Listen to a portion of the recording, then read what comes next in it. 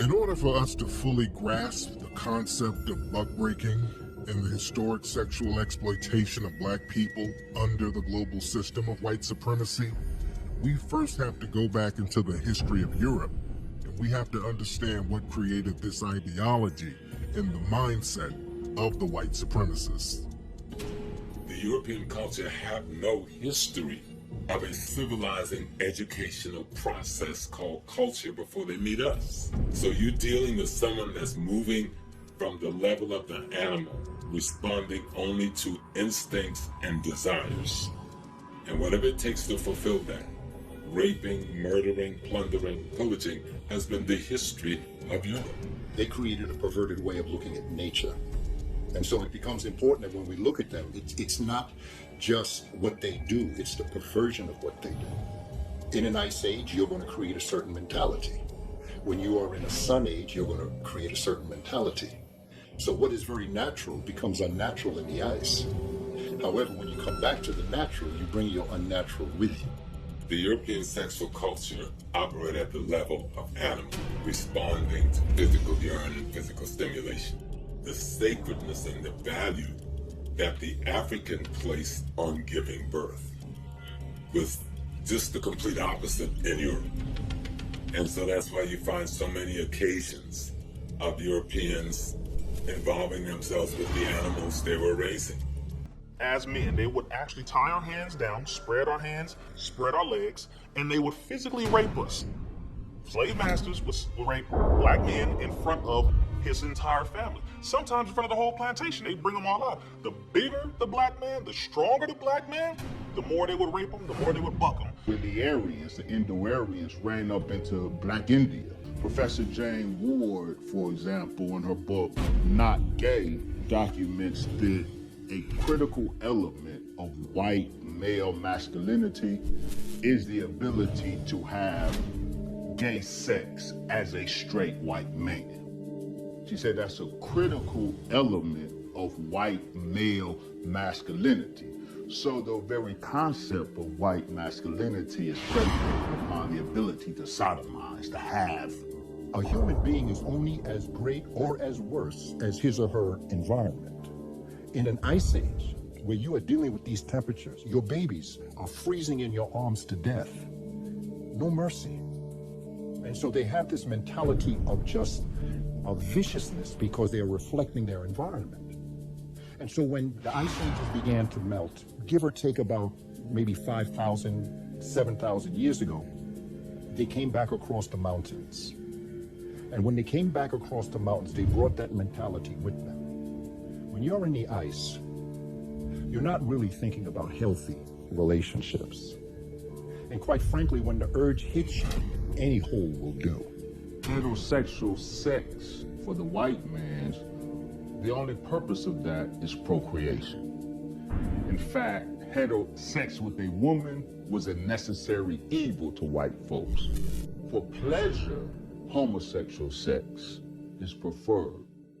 When we see all of the statues of naked Greeks and Romans with their extremely small penises, I think that we have to recognize that in some ways they are trying to emulate the African comfort with our bodies. But because this is not something that is native to their cultural norm, it begins to be misshapen.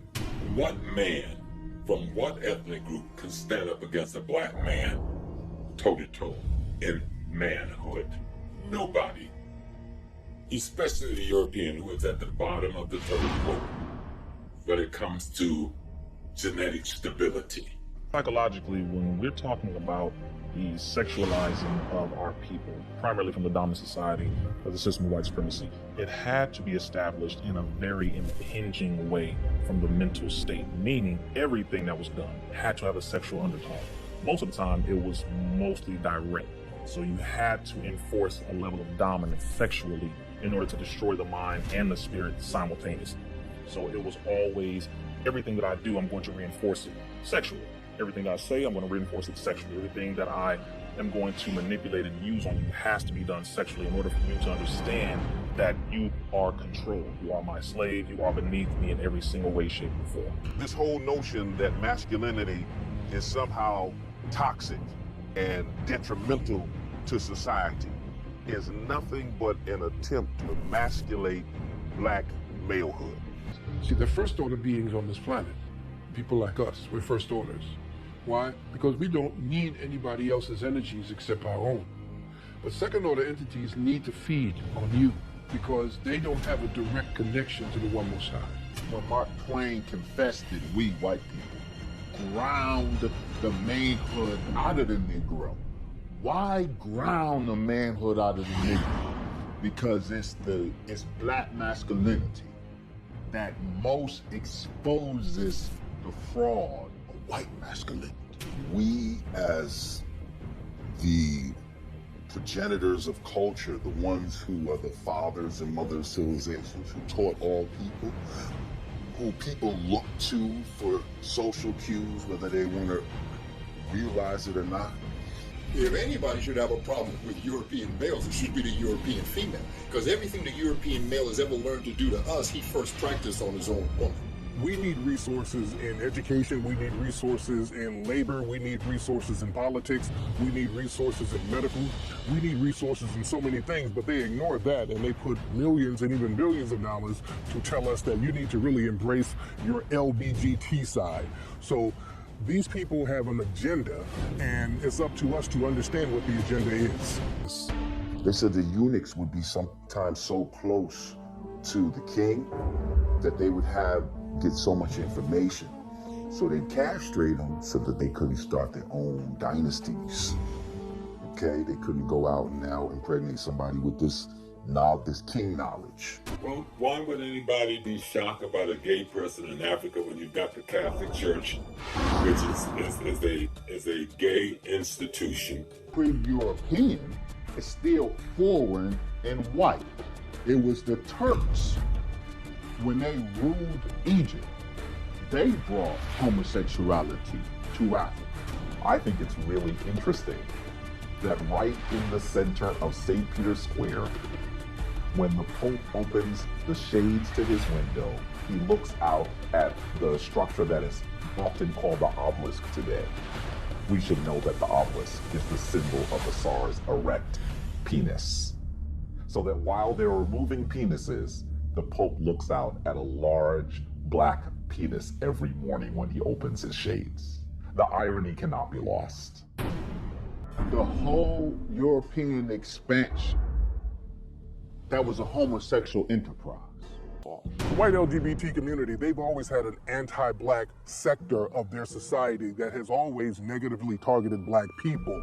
The white man has a sick paradigm that the only homosexual is the one who's being sodomized. But the sodomizer retains his masculinity. They act like if you're not the receiver, that it's not gay and some shit like that. But listen, if your dick is getting hard for another man, you gay. They have whole farms. They have bug-breaking farms on multiple areas. Jamaica is one. They have them in different other islands all throughout America. There's one very familiar story of an enslaved African woman who says that she is married to an enslaved African man. And as she is married to him, she tells the story of him climbing in her bed. And she's prepared for him. She kicks him out of the bed. And as he attempts to get back in the bed, she grabs the poker and slams it into his head.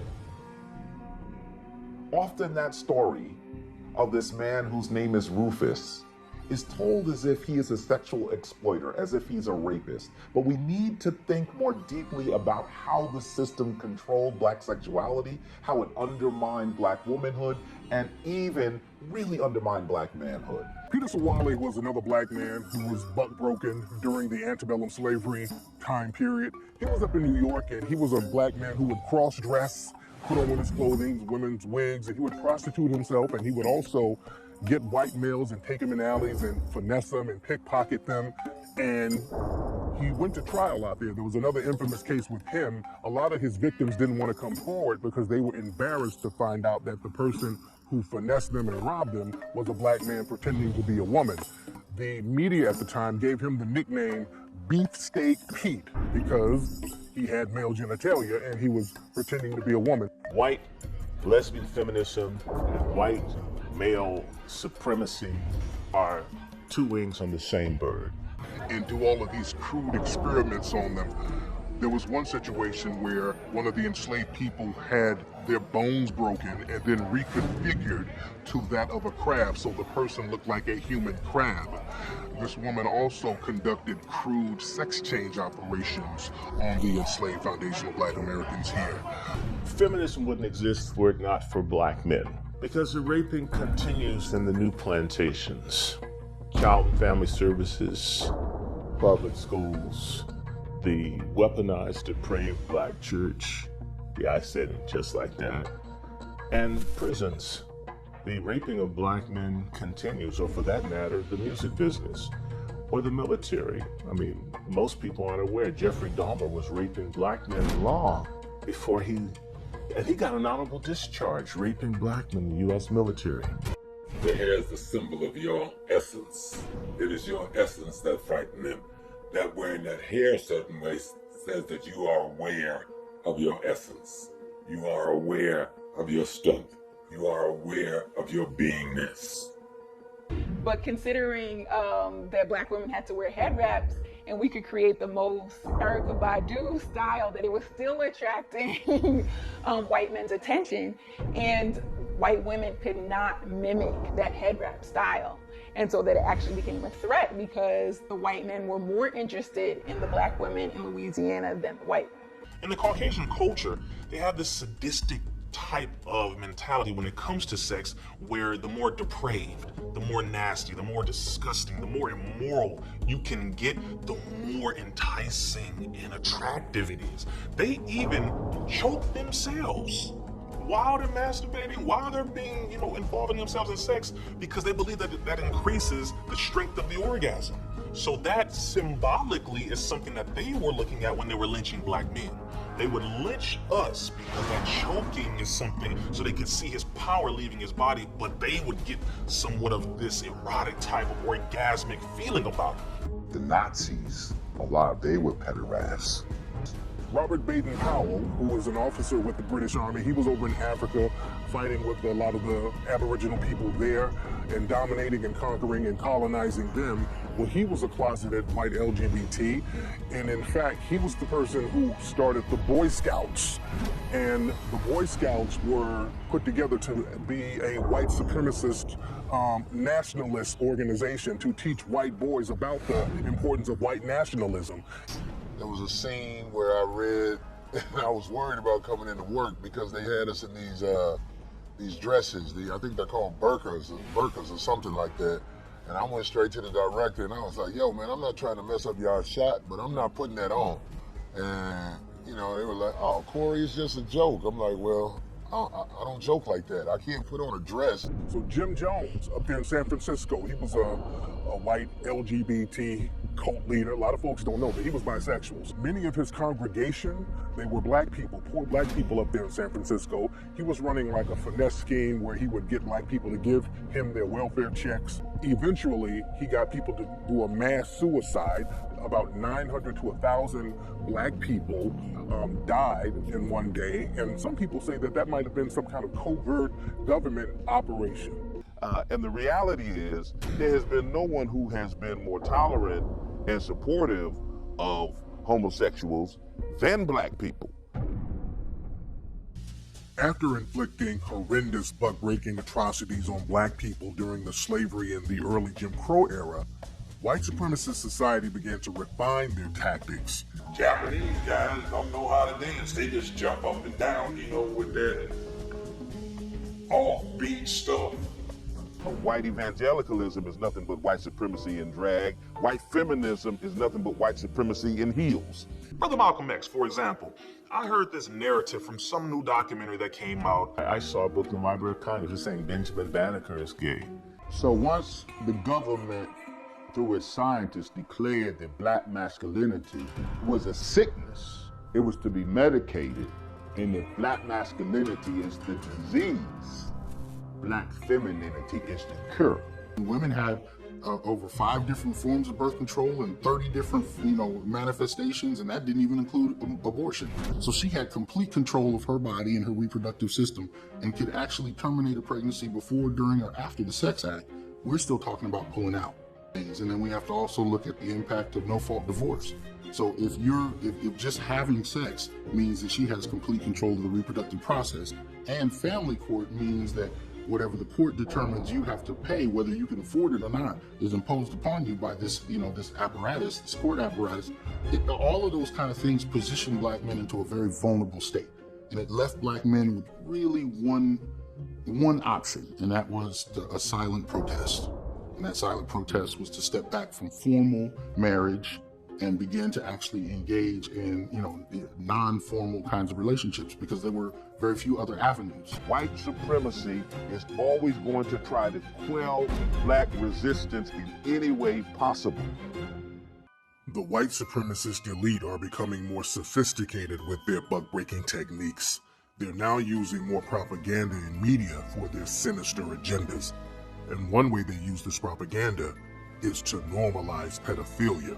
Is that there's a boys' town here in Chicago. Boys' town is a gay community here in Chicago, but what's telling is, I had to ask myself when I discovered it, why call it Boys' Town? Island. Many people call it pedophile island. This was no secret. We've heard about young girls of European descent being taken there and raped, but I truly believe that we're going to hear more about people who live there who actually were also exploited. See, there's no value for black women and even less value for black girls. So when are we going to hear about the full story of what was happening there? Jeffrey Epstein was an agent for Mossad. The minute you walk into Jeffrey Epstein's New York mansion, there's this huge painting of President Clinton in the blue Monica Lewinsky dress and red heels. People should still be more aware of the pedophile propaganda that's trickling down into the lives of the general masses. They do the same things with the drag queen reading hour, where grown men dress up as women and they read to little children in schools. One of these circumstances in Texas was by a Mexican male who dressed up as a female, who was a convicted child predator. In a project designed to combat homonegativity in the black community, Johns Hopkins University doled out $400,000 to a project that assessed adolescent black boys' satisfaction with anal penetration. They're teaching children all the way in middle school and in certain kindergarten schools how to have anal sex, having these adults teach this, and then showing them how to put on condoms and all that in preschool for some children doing these little demonstrations. In California, a new bill was passed called SB 145, and many people have coined this the pedophile bill. This is because this law offers certain levels of protection to some pedophiles. SB 145, you can be an 18 or 19-year-old boy and you can have sex with an 8-year-old boy as long as that 8-year-old boy feels that he is a girl or he has LGBT leanings. It's very important to understand the correlation between the buck-breaking techniques that were used during slavery and the scientific buck-breaking and social engineering and refined eugenics tactics that are being used on black people today. You would think we killed Matthew Shepard. You would think a black guy shot up the Pulse nightclub down in Orlando. These are either white people or folks who are identified as honorary white that do this kind of stuff.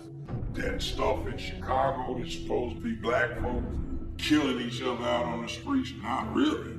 That idiot Lightfoot, also a LGBTQer, she gave funds for community development directly to Hispanic street gangs. Armed up, supplied up, and Hispanic street gangs are killing black kids. So black street gangs are killing brown kids. So the media puts it out as black on black crime, when actually what it is black on brown crime, brown on black crime.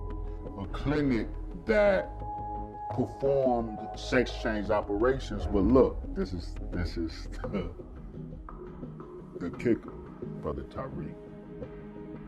The inaugural patient, the first one who was scientifically transgender, was a black male named Avon Wilson.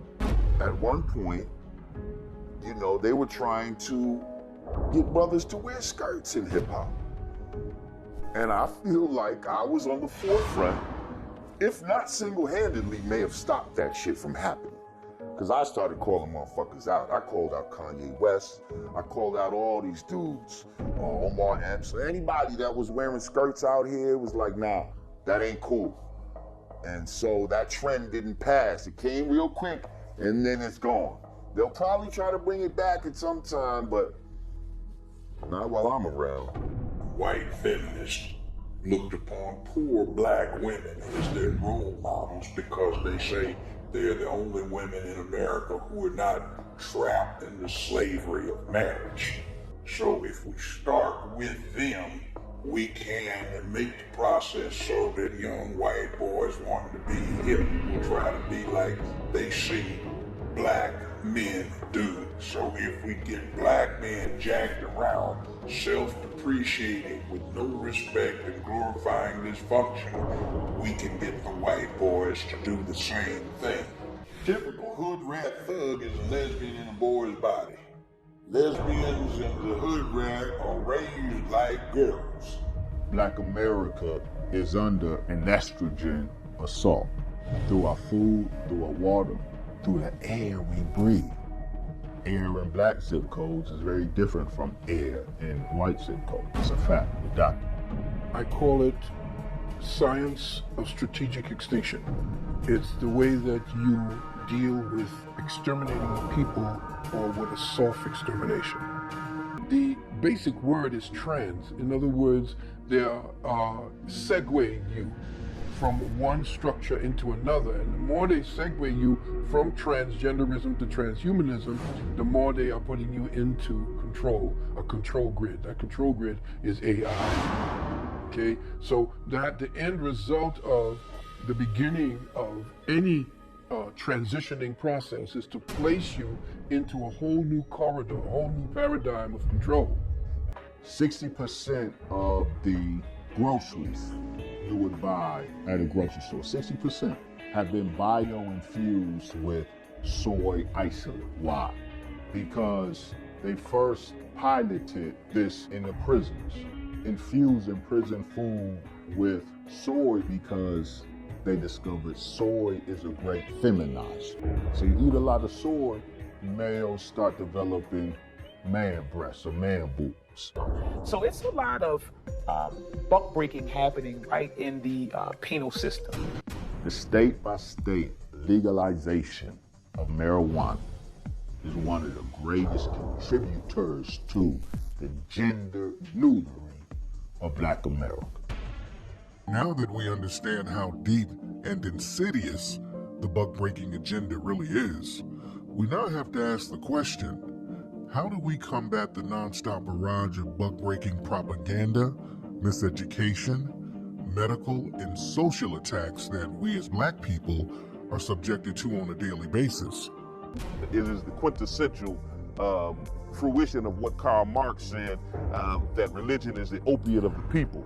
That somehow now, instead of being the revolutionaries, Black preachers are being used as a narcotic to put our people to sleep in a time where they should be wide awake and standing out in the streets and seeking justice. That is the power of white people. The only thing that they've got is that they can beat up on people. One of the key tenets of Christianity is forgiveness. And they use that to tell them in order to be a good Christian, you've got to forgive. You've got to forgive. Now, the ironic thing is, this is a practice that whites and evangelical Christians don't use themselves. They say when they feel like they've been done wrong, never forget. You learn your enemy, but you don't stay so focused on your enemy and what he's done to you that you forget how to do it to him, or learn how to do it to him, or study him as a target, not as an oppressor, but as a target. If black people really had any forgiveness, we'd be using it on each other. So if you don't forgive your own, you can't forgive white people. It's a lie. One of the things I'm doing with a small group of black men in the academy is creating our own curriculum and our own field of study, black male studies. Enslavement didn't end because good white folk came into their right minds. Enslavement ended because Africans fought in the interior, fought on the shores, fought on the ships, fought on the plantation, and destroyed enslavement. We're the only danger to white false notion of supremacy. Asians are not any danger, they're wannabes, even though they have a different cultural approach to it. Latinos are no different, they're wannabes, even though they are African too to some degree. The only group that endangers white supremacy, that endangers what the white man concept of a man is, that endangers what the white man concept of a woman is the African group, and particularly the African American.